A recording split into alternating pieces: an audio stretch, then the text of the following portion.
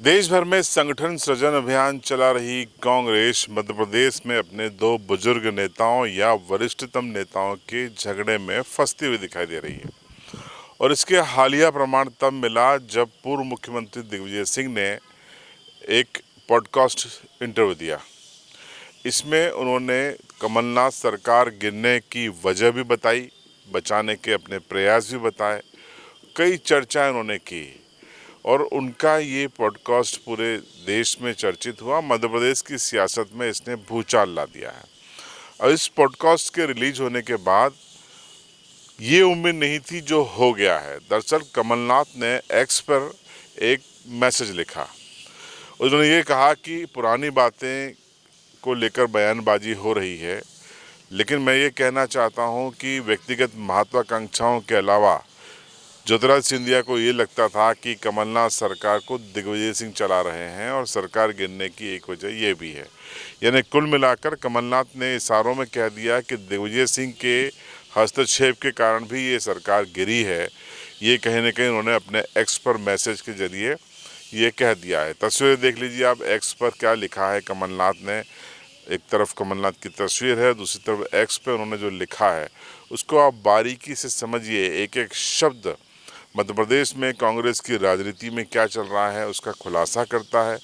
एक एक शब्द ये कहता है कि कमलनाथ और दिग्विजय सिंह के रिश्ते अच्छे नहीं हैं।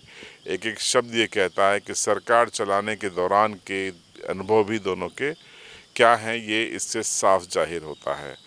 तो आप देख लीजिए, ये मध्य प्रदेश में कांग्रेस की राजनीति के लिहाज से बड़ी खबर है।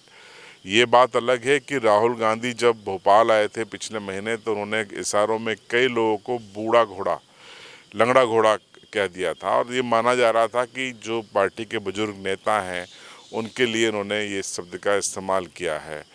तो अब इसी दो बुजुर्ग नेताओं के बीच में दिग्विजय सिंह 70 प्लस हैं, कमलनाथ 75 प्लस हैं।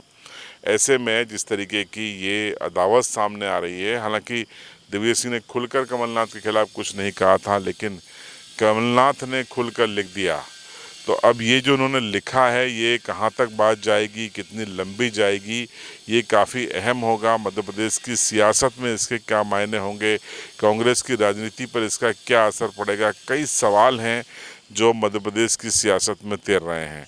वैसे भी मध्य प्रदेश में कांग्रेस करीब 20 साल से ज़्यादा वक्त से सत्ता में बाहर है। 15 महीने के लिए आई थी, लेकिन आपसी अंतरकलह में वो फिर से राज्य की सत्ता से बाहर हो गई। ऐसे में जीतू पटवारी को कांग्रेस ने अपनी कमान दी थी और लीडर ऑफ द अपोजिशन उमंग सिंगार को बनाया था। यानी एआईसीसी ने साफ तौर पर ये माना था कि अब कमलनाथ और दिग्विजय सिंह के दिन लद गए और इस तरीके से अब ये कमान सौंप दी गई थी युवाओं को। लेकिन जिस तरीके से दोनों सीनियर नेता कमलनाथ और दिग्विजय सिंह आपस में भिड़ रहे हैं, उससे यही लगता है कि मध्य प्रदेश की कांग्रेस की राजनीति में फिलहाल सब कुछ ठीक नहीं है।